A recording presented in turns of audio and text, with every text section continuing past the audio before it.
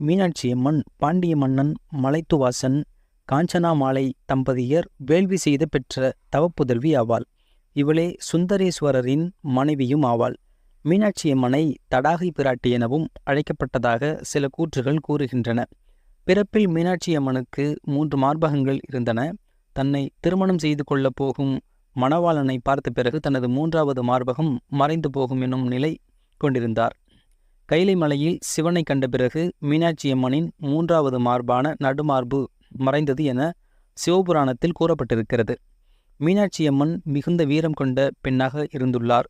தனது தந்தை இறந்ததற்கு பிறகு பாண்டிய நாட்டிலிருந்து படையுடன் கிளம்பி கைலை மலை வரை சென்று வென்று வந்தார் என திருவிளையாடல் புராணம் கூறுகிறது. கைலை மலையில் சிவனை கண்டு வெட்கம் கொண்ட பெண் நிலையை மீனாட்சியம்மன் அடைந்த பிறகு அவரது 3வது மார்பானது நடுமார்பானது மறைந்தது.